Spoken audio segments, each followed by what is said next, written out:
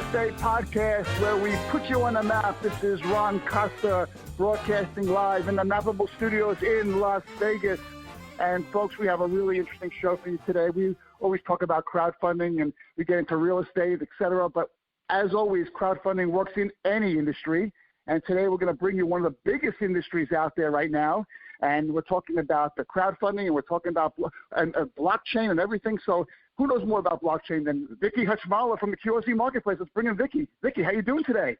I'm doing great, Ron. I'm so happy. I'm so done with summer, and I'm so happy it's cooling off in Vegas.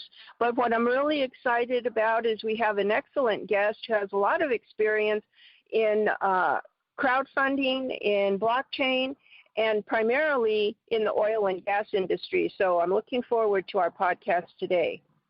Absolutely, absolutely. This company right now that we're going to be talking about is they're tokenizing the oil and energy assets on the blockchain. So let's bring in company CEO Alastair Caithness from Ziyen. Alastair, how you doing today? Ziyen, sorry about that. Yeah, that's okay. I'm doing very well, thank you. So I'm looking forward to the show. Yeah, I'm telling you, this is really happy to get you guys on there. We always talk about blockchain. We're big fans of blockchain. We're big fans of tokenization, and we kind of found you guys over on LinkedIn, I believe. And yeah, it looks like you guys are doing some incredible work right now and getting really ramped up to do some really great things. So let's start off the show by, why don't you tell our audience your background and how you kind of got into this whole industry in general. So Ron, I'm originally from Scotland. I've been in America now for 4 years. So when I first moved over from the UK or from Scotland to get here, I originally had a background in oil and gas because I was based in Aberdeen, which was the oil capital of Europe. So there's the big oil show that's happening right there, which is offshore Europe, which is essentially the UK version of OTC. So that's going on right now. About 50,000 people attend that event. So if you think of Aberdeen as a hub for oil and gas and energy, in the same way as Houston's a hub for oil and gas in the US. So I had a background there for potentially 15 years involved in that. And then we moved out to the US. My wife's originally from San Diego. That's why I moved out here when we had our second child. And it was really from there that I started to get involved in developing the company and really started looking at different fundraising mechanisms. And that's how we got involved in crowdfunding. Interesting. So you understood a little bit about crowdfunding to begin with, and then you found out about the Jobs Act, and then you kind of took it from there? Yeah, so essentially it was actually the place I moved to. I moved next door. So when it's a pretty funny story. When I actually came out here, your Scottish credit doesn't transfer over to your US credit. So basically, if you're from Scotland and you want to move to the US, come with loads of money because your credit's useless. So I got here, and then I'm going around to people's houses to try and rent the house. So we're staying with my mother-in-law, and this was just to rent somebody's apartment. And they're going, yeah, I've just done a credit check on you. And you're thinking, how can you do a credit check on me? You've got no credit. You've not even got bad credit. You've got no credit. I'm definitely not renting my place to you. And then I would say, well, I'll tell you what, I'll pay you 6 months up front in cash right now if I can get it. No, sorry, you've got no credit. So that's America for you, actually, So basically, I was going around in circles. And because there's a big military base here with the Navy down in San Diego, obviously from Top Gun and Tom Cruise and stuff like that, that's made it famous. But they do these sort of off-site, it was called this Marquis Villas. Essentially what it is it's townhouses for people who are getting per diem from the military to live off the base. So when I went and spoke to these guys, they didn't actually care about your credit. It was a big corporation, just pay us 2 months in advance and you're in.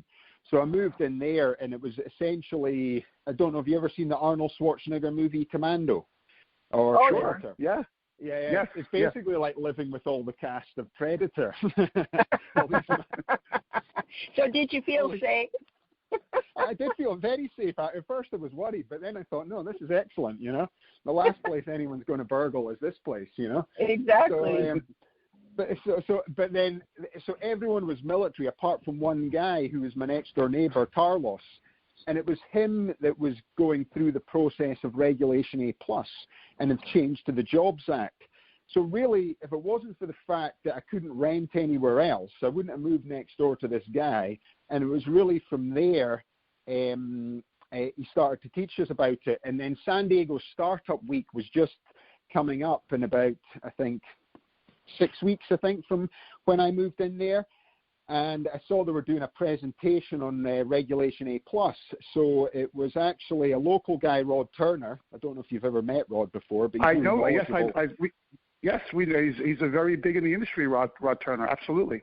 Yeah, really good like guy. that. Really, yeah, super knowledgeable. You know, for a guy that's I don't know all the licenses he's got, but he'll know Reg A, Reg D, all the different regulations as well as anyone I've ever met. And it was Rod Turner and Darren Marble who did the first crowdfunding. Oh, we love Darren Marble. Yeah, we love Darren Marble. Motors. Yeah. So it was actually those two. So I went to see a presentation with them, and I was sitting there and I had this knowledge about Reg A, and it was, the first question they asked was, hands up, who's looking for investors? And there was 350 in the room, and I put my hand up. And then it was, hands up, who knows about crowdfunding? And everyone puts their hand up. And it was, hands up, who knows about Regulation A+. And I was the only one that put my hand up. And I just suddenly thought, right, if everyone else is trying to go down traditional routes of getting VC funding, and then no one wants to do that. So at the end of the presentation, I just went up and I spent 10 minutes speaking to Rod and Darren Marble. It was actually Darren Marble said to me at the time, he says, my advice for you is tomorrow, just start filing your Reg A and start working on it and just get going.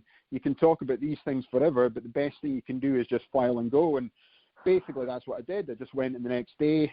I looked at the Elio Motor filing on the SEC website, started writing my own offering document. I wrote my first Reg A myself, sort of based off that. I got an SEC attorney who was involved in the Reg A space to go over it, obviously pick up a few of the loopholes and write the opinion letter. And that's how I filed it, and that's how we got our first Reg A qualified. And really from then, that was me just sort of getting involved in the space. And our company went through a second round of Reg A. So originally we were doing information and oil contracts and construction contracts out in the Iraq market space.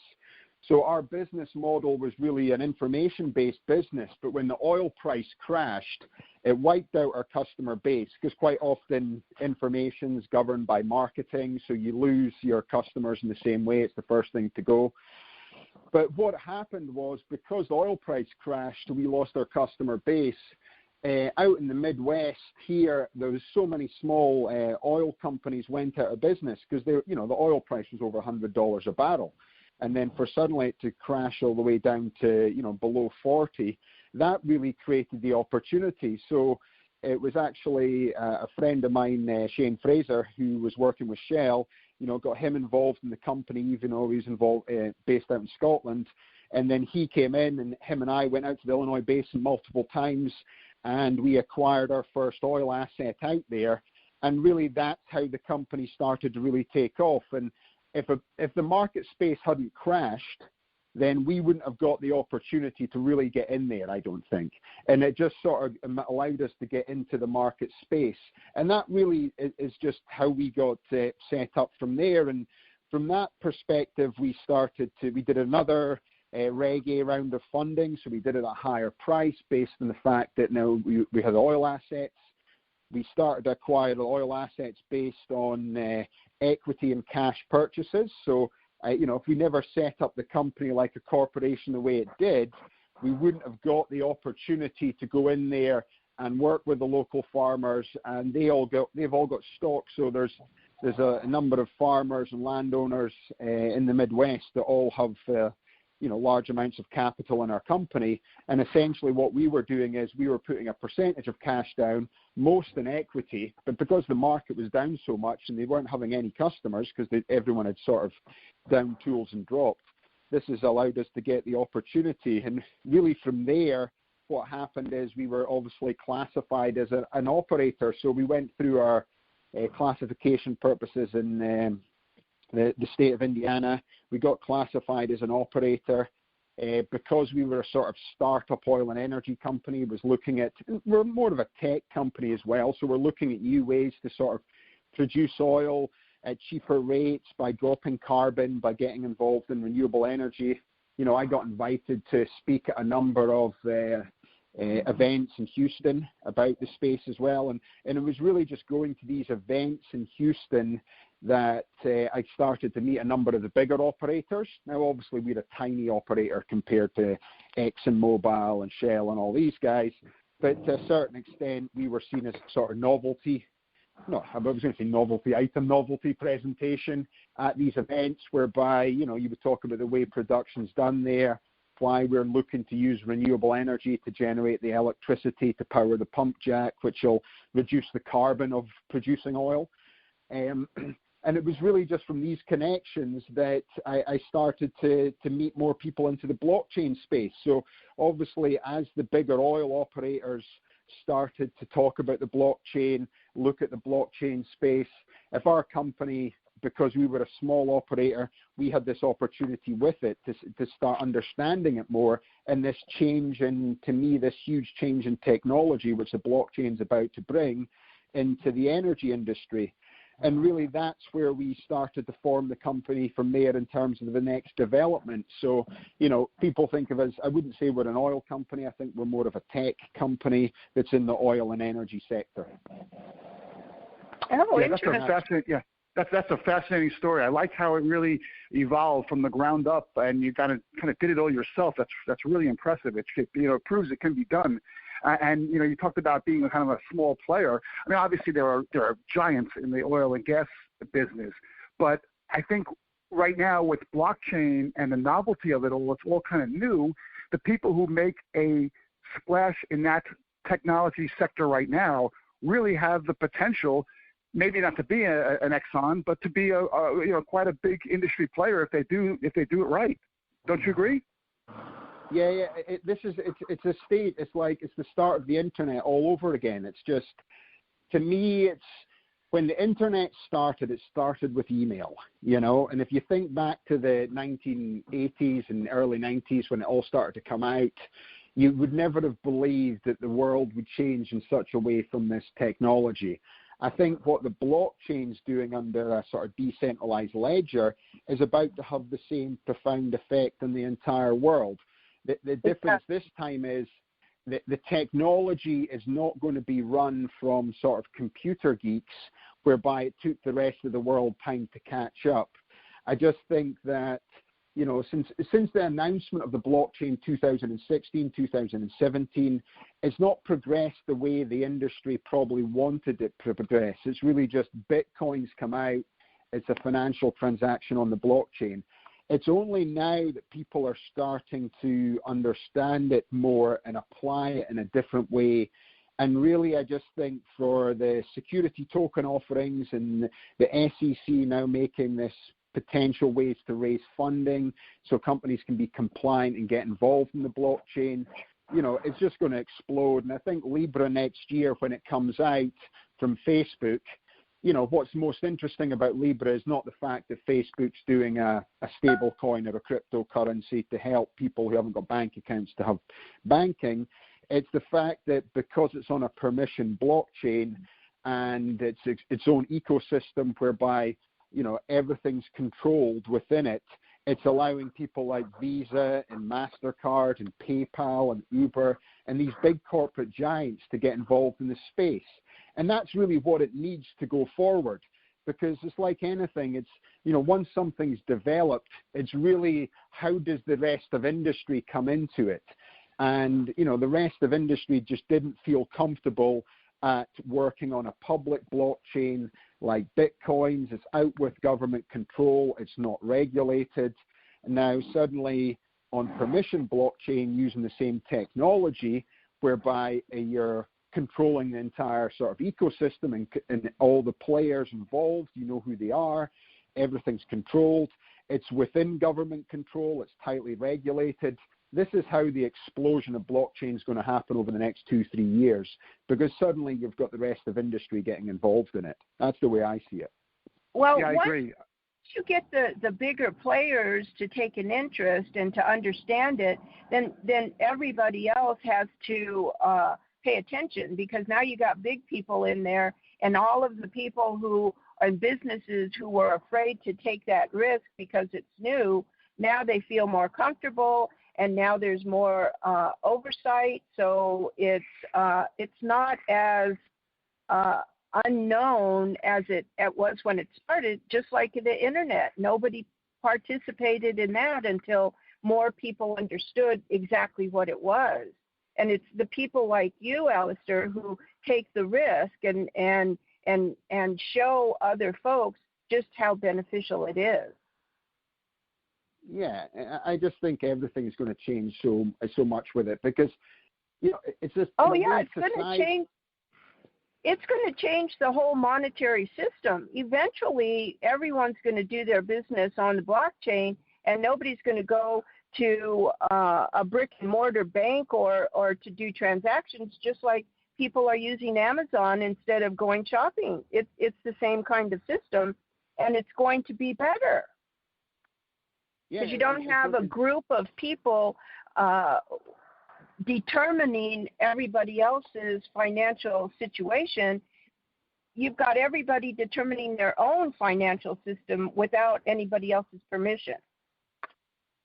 Yeah, no, that's exactly it. So to me, that's how it's evolving. It's just evolving as it comes. And, even in the past year, when we were first made the announcement at the beginning of the year that we're going down this route, we had so many of our shareholders and people questioning what it is. It's, is this just Bitcoin? It's a cryptocurrency. And then with the oil and gas consortium that opened up in Houston in February, suddenly you had, Shell, ExxonMobil, Equinor, Saudi Aramco, Marathon Oil, all these companies now investing heavily in the blockchain. And then you've got the big service companies like, Halliburton, Schlumberger, Wood. Now they're all getting heavily invested into the blockchain. So suddenly from an industry whereby, no one's going to use it, suddenly you've got these massive players all investing, hundreds of millions of dollars. I think Saudi Aramco has set up a fund for $800 million for blockchain developments. So it's not like they're just throwing a little bit of money in it. They're throwing huge amounts of money to actually develop this. And the way it will get rolled out to the entire industry is going to be through smart contracts. And it'll just be, once we've got it set up, once the smart contracts start to happen, if you're involved in the supply chain, you need someone in your office or a company that can actually bid through smart contracts. Because if you're not, you're going to get a lot of suppliers who refuse to take this technology. They'll just get bypassed. And then what you'll have is exactly what you said before, Ron, whereby you'll have small players coming in and just basically be able to jump ahead of a lot of medium-sized companies in their operational sense, because they'll be the smartest guys at filling in the smart contracts, and they'll bid the way the big operators want to bid. And people say, well, why are they going to do this? But really, I don't know if your audience know about smart contracts, but if you think of smart contracts like a vending machine, whereby, if it's $2 to get your can of Coke, if you put in $1, it doesn't execute the transaction. If you put in $1.50, it doesn't execute the transaction. If you put in $2, it executes the transaction, and then the contract's been fulfilled, and you get your can of Coke. Now, really, that's the most simplistic smart contract there is, and it's something we can all actually understand how it works. So for oil companies, the way it will work is when the projects are run, what it will be is on delivery of the goods or the service, as long as it's agreed front end, once those goods and services delivered, there's not going to be any back-end invoicing or anything. It'll be the contract's now executed under the smart contract, you'll be automatically paid. Or there'll be the timeline of when you get paid from the goods arriving, So so what's going to happen is all administration to do with invoicing and the legal requirements of the back end of chasing money is going to disappear. Now, most people think, well, what difference is that going to make? But you've got these huge companies standing on stage saying that we reckon we're going to save 8 to 12% of fixed costs. Exactly. And moving to, now, if you turn over $500 billion and you're an oil company, you're going to be super excited with this announcements that are happening, because ultimately your profits are based on oil price right now and your production. You know, when's the last time they've ever had this opportunity to save so much money? Now, obviously, there's people involved in this part of the industry. Their jobs will change, you know. Obviously, your job, you know, if you're in credit control, there is not going to be any. 10 years from now, there'll be no invoices, so there'll be no credit control. And people think, well, how does that work? But when you start to think about it more and more, it has such a profound effect across the entire industry. And obviously, the other reason they want to do it is this ability to share information.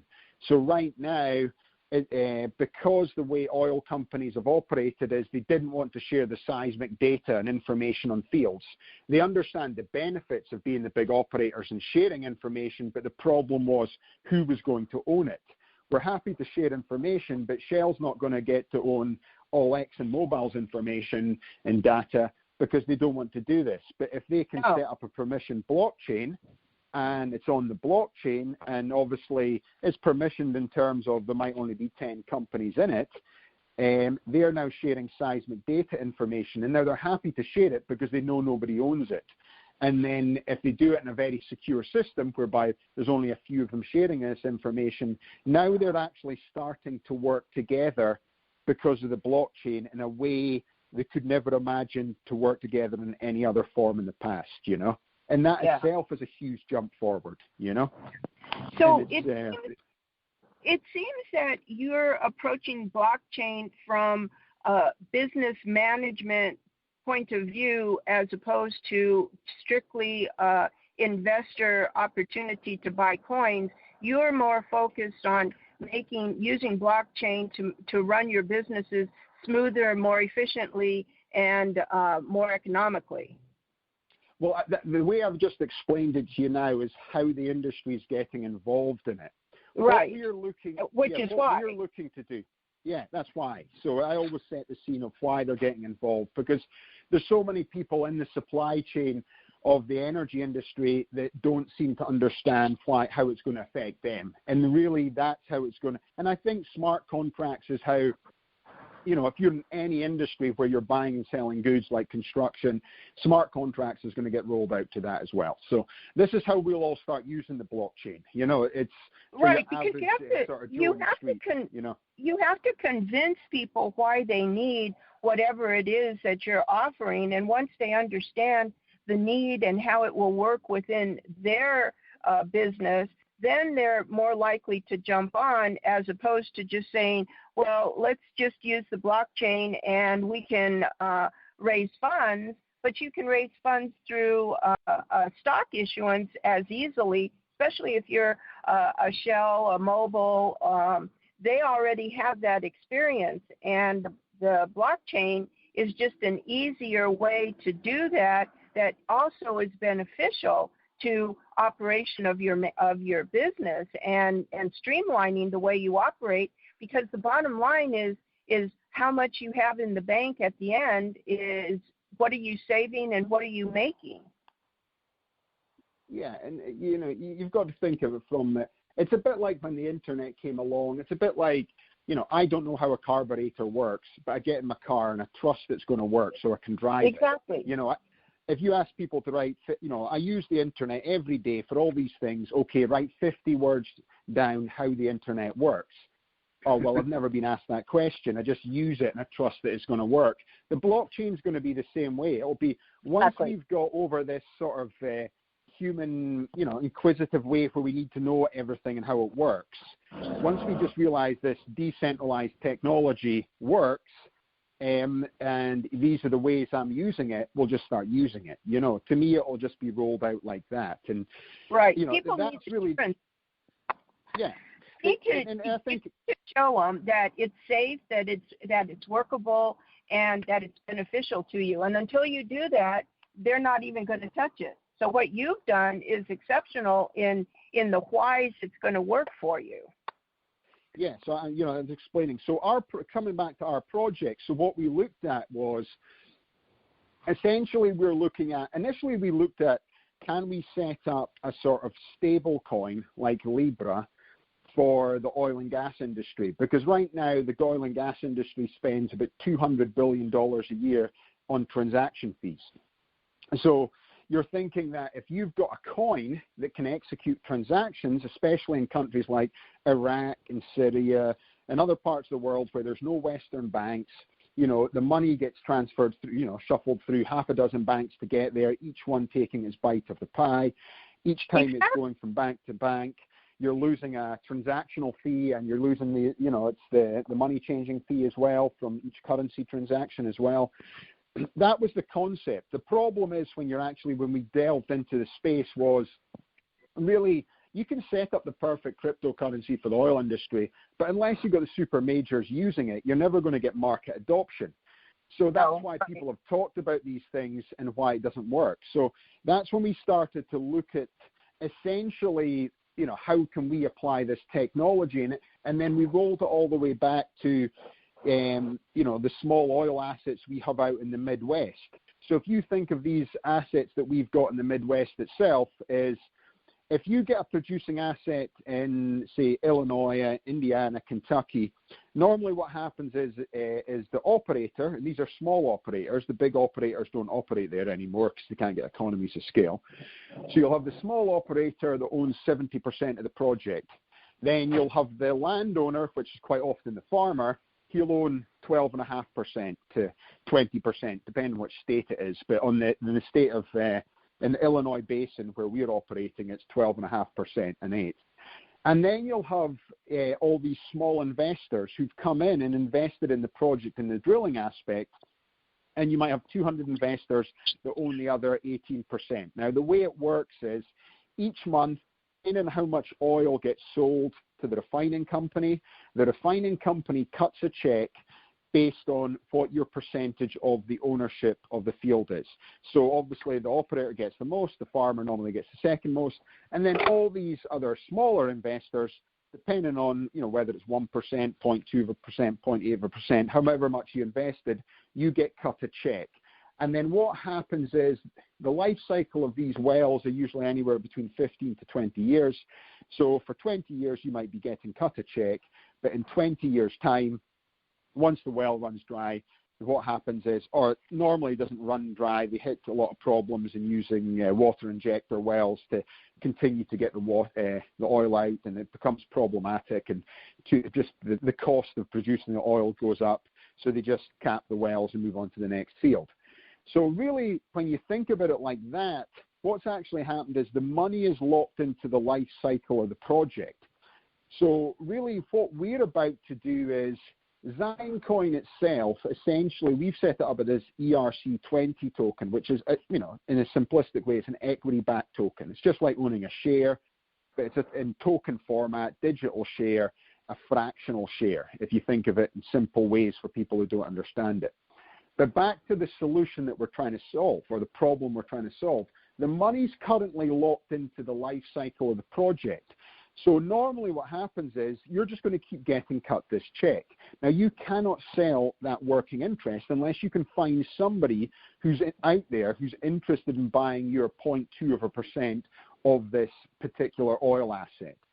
So what we realized is rather than having one underlying coin or token for the entire industry, if we develop its own market space, which is essentially creating its own platform, so what we're going to do is create its own platform whereby every single oil producing asset has its own token.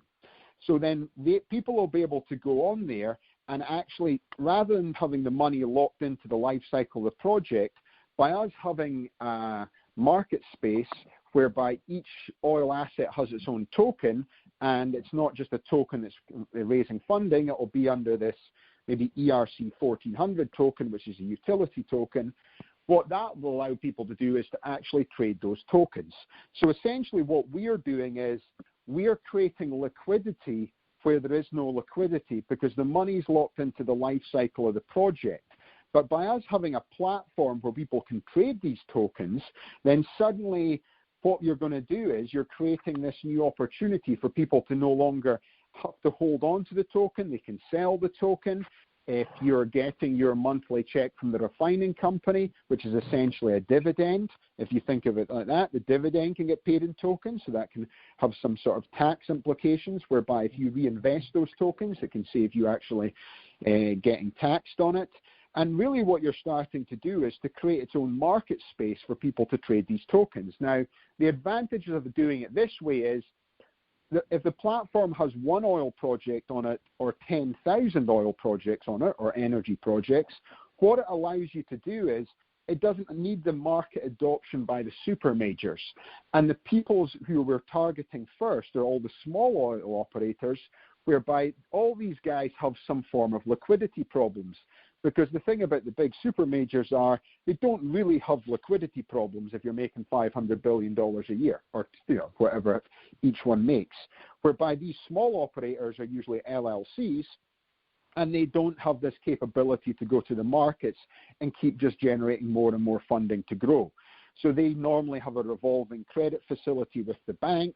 So for them to move on to the next project, quite often they have to divest another asset, and they're playing this game all day long. What we're doing is by creating the platform whereby people can trade these tokens. Now, each token, so our platform is we're creating the system whereby we're working with a number of high-end software companies. So we'll be able to take these oil assets that are out there. We'll be able to run it through our system. We'll be able to get a valuation on each project. We'll be able to show people, it's like a geology. We'll be able to show people in terms of if they did additional CapEx spend, how much the production can go up to. So essentially you're creating a prospectus for every single oil asset and then putting it on the platform. Now, a company like Ziyen Energy, which is our energy division, we'll be the first few tokens on there. It'll be like Ziyen Energy POTS lease, Ziyen Energy next lease, loss lease. So each lease will have its own token, and people can trade it from there. So this way we don't have to force market adoption, because if BP one day decides to do a token through us, they'll be called BP tokens. Now, the way it'll work is you've got to think about our platform being like an Alibaba or an Amazon. So this is who I see our company as. Obviously, we're creating a market-based solution, but realistically, if you're looking at our company and what we're wanting to create is, we're going to have ownership of a platform. And we're not going to own it all because we're bringing in partners to work with us, but we're going to have ownership of a platform that's essentially going to tokenize energy-producing assets. And just in the same way as Alibaba and Amazon don't own the product, we won't own the oil asset. We'll just be the platform that does the tokenization model. And as we are the platform that creates the tokenization model, essentially what it is, it's unlocking the liquidity of these oil projects. Now, I think unlocking the liquidity of an oil project is going to work so much better than the real estate market, because essentially the way the tax implications and the structure of oil projects have not changed over 100 years. It's essentially just the same model from a financial asset. And all we're doing is tokenizing the financial asset on the blockchain, creating a platform to trade these tokens, whereby real estate projects are quite individual, so they change from project to project.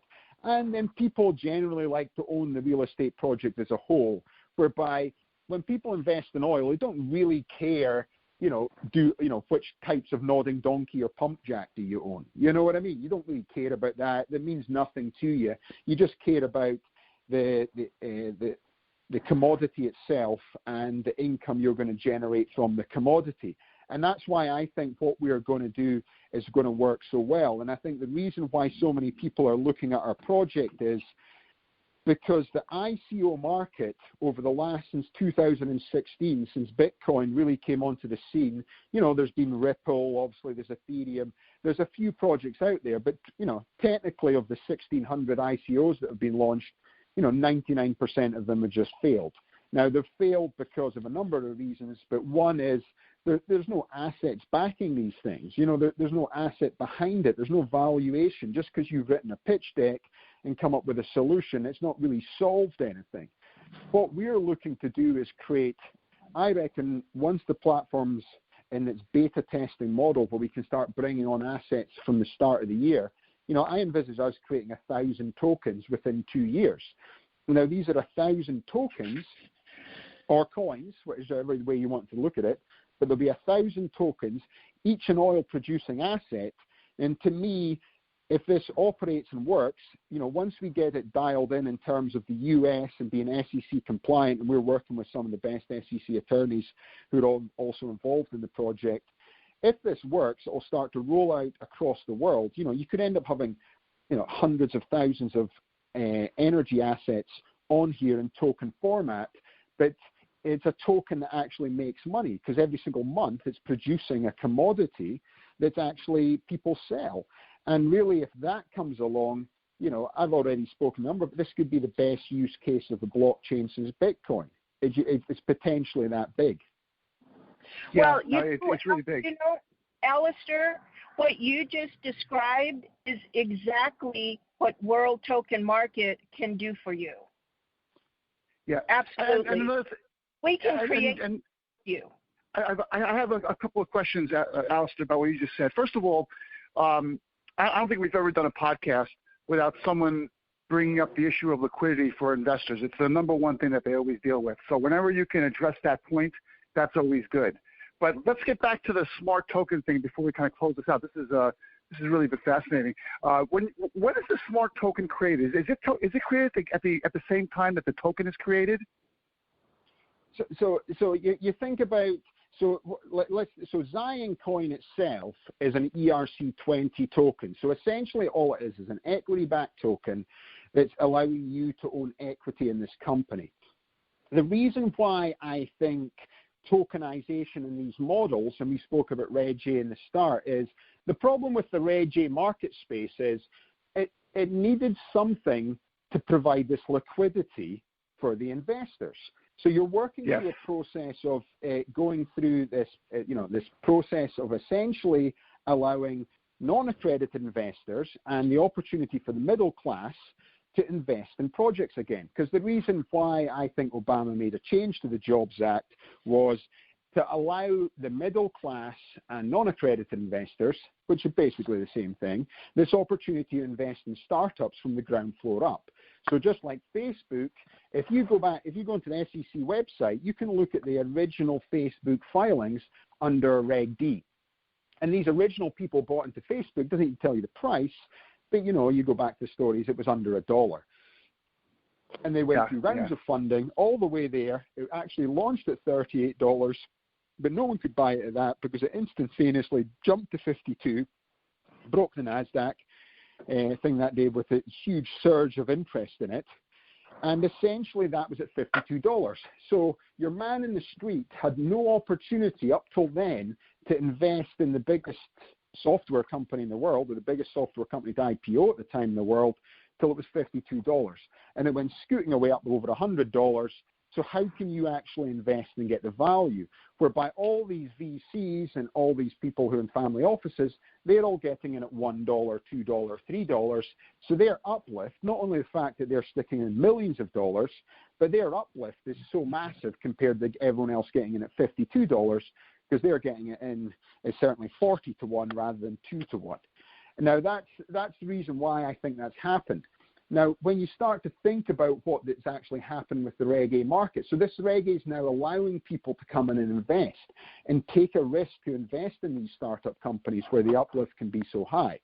But what's really going on from the tokenization model is it really is allowing people under token format to get liquidity faster. Because what's actually happening, especially under Reg A, is under Reg D and Reg S, the tokens are held for a 12-month period under Rule 144. Now the first Reg A companies are going through.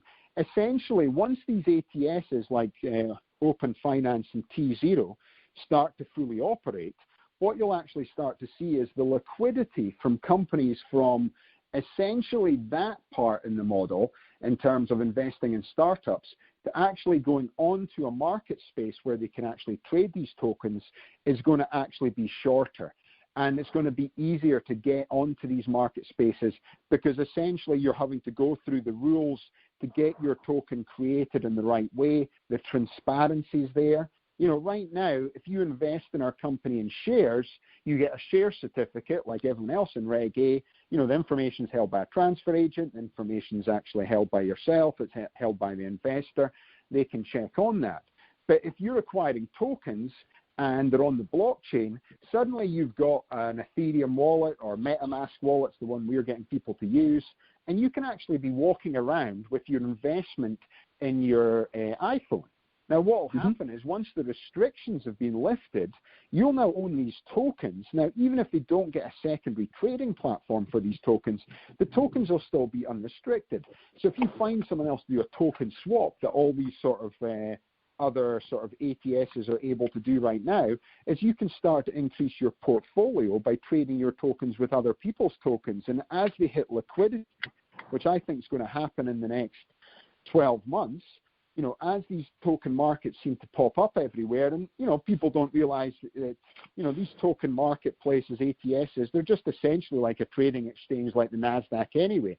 The NASDAQ operates 115 stock exchanges and ATSs across the world. So if you're going to the Norway Stock Exchange, Gibraltar Stock Exchange, the chances are it's the software behind NASDAQ that's actually operating it, So that's who's actually doing these things anyway. So to me, the market space is now getting shorter from the time to invest in startups in terms of getting this liquidity. We got involved at the Reg A space going through the traditional routes of funding, but now as the token aspect of it, and people start to understand that these tokens and coins, they're not like Bitcoin because they're not, they're essentially it's on a permission blockchain. If you lose your wallet, we know what your wallet is. You can get refunded your tokens. You can see your investment. You can hold on to your investment. Really, to me, the token exchanges that are happening is what the Reg A markets needed to actually blitz all the way through. And what you'll actually start to seeing is this convergence of traditional securities with this new blockchain token transparency that's happening out there. And as they start to converge, the way the SEC are regulating it is Regulation D, Regulation S to begin with, but now the first Reg A token companies have got through. So that Blockstack was the first one that got through that did the first Reg A. Now, they said they spent $1.8 million on legal fees to get that, and I quite believe them. So, I don't have the money to spend that, but now they've got the Reg A offering qualified and there's another Reg A company come through. It's not like the floodgates are going to open, but now there's a sort of a model for people to base their Reg A offering token filings for. And really what it is, it's allowing this new way for people to invest. And I think, to me, it's like this is the chance that people actually open their eyes is, as you start to see these companies and start to see the way the market's going and the ideas with this new technology of the blockchain that's happening, you're going to hundreds of opportunities to invest in these companies now. And they're going to start coming up all the time because there's a technology change, but not only is there a technology change, the way there's ownership in these companies have changed through token format, which is a lot more transparent because suddenly you can see your investment on the blockchain, not held in some drawer or some filing system. It's actually visible for you to see. And once your tokens, even if they don't have secondary trading platforms for you to get immediate liquidity, as long as they're free trading and you go into exchanges like you spoke about just now and you can find other people who are willing to swap their tokens for your tokens, suddenly, before you know it, is you're now getting involved in this space, which is its own ecosystem that's just going to grow faster and faster and faster. And everyone who looks in from the outside, it's just going to completely explode. And there's going to be lots of people, and especially from the middle class in America, whereby, they talk about constantly the middle class is just getting smaller and smaller and smaller. So what's happening is it's the VCs and all these companies, they've hoovered up all the investment opportunities now. So, people can't even afford houses. And suddenly this new regulation comes along and this new technology comes along and it's about to explode again. If you've got an interest in it and you look into it and you look for investment opportunities, you could make more money off one smart investment opportunity here than you could do for working for the next 40 years of your life. Now, that sounds great. Obviously, I say stuff like that to people to get them interested in what you're doing. But it's not just talking about my projects, about all these projects coming in. And it's just this opportunity, like we spoke about Facebook, is if you get the opportunity to invest in Facebook at $1, if you knew what you knew 10 years ago, would you do it? And the whole world would say yes. But back then, absolutely. you couldn't do it. Now you can. And to me, that's a big thing. Amen. You know. Amen to everything you said there. That was awesome. You know, Alastair, I don't think you need coffee in the morning to get you excited. I felt the excitement in your voice when you explained that. So that was great. So let's say an investor or somebody is really looking into this and he wants to find out more information about Ziyen Coin and your company, et cetera. How do they find you? Is there a website, phone number, email? So we've got a website. So it's Ziyen.com is our website. So it's Ziyen.com. So they can just go to the website there. If they're investing in Ziyen Coin, they've got to realize that they're not owning specific oil. They're owning a percentage of equity in the company, and the percentage of equity in the company have got the ownership of these. So there's Ziyen Energy, which is our oil division, Ziyen Intel, which is we still do the information portals, which we started the business, and Ziyen Coin, which is obviously the ownership of the company that's going to run this platform that we're going to do the tokenization model. So to me, it's like you're about to have ownership of a company that potentially could be the next Amazon or Alibaba. And that's the way people think about it. Yeah. And it's if you didn't know anything better, I was going to say, Vicky, if you didn't know better, would you say that tokenization and blockchain is the future, or what? What do you think? Well, of course, I think blockchain is the future. I think blockchain is going to change the financial market across the world within the next 5 to 10 years. So kudos to you, Alastair. And I would say one last thing is it would appear, Alastair, that you owe all of this to the guy who didn't let you move into the apartment because you didn't have any credit. Yeah, I'm telling you, it was a couple of guys. I still think of one guy in shorts and T-shirt and that came out, and he just looked like, your sort of beach bum guy. Obviously had loads of money, He was a lawyer. So he said, no, I'll just credit check you. You're not. And I said, I'll give you 6 months cash today. No. And that was it. So there's no coincidences in life. Yeah. Meanwhile, my neighbor owns a fireworks stand. That's great. All right. Well, let's tokenize it. All right, listen, Alastair, thank you so much for taking the time out to be on the show today. We really appreciate it. You had some great information to our audience, and again, I know you're really busy and you got a lot going on, so thank you so much for appearing as a guest on the show today. Really, really, really great job. No, I appreciate your time, guys, and it's I don't meet many people who get excited about Regulation A and Regulation D as guys like you, so it's always great to speak to you. That's because we can see the future, Alastair. Yeah, exactly. Okay, thanks again. All right, I folks. appreciate your time. Yeah, absolutely. And maybe we'll get you on another show later on. Once things get moving, you can give us an update on your progress. That would be cool too. Yeah, that would be fantastic. Okay, thanks. All right, folks. You're listening to the Mappable USA podcast, where we put you on the map at mappableusa.com. Just go to that website. You scroll down, you'll see all our syndication sources. Pick the one you like best, so you never miss another Mappable USA episode. And if you want to be a guest on the show, like Alastair was today, there's a guest tab there. You can click that, fill that out, and we'll see what we can do about getting you on the show. So once again, everyone, thanks for listening. Thanks for subscribing. Thanks for all your support. And we'll be at you next week with another Mappable USA podcast. Have a great week, everyone.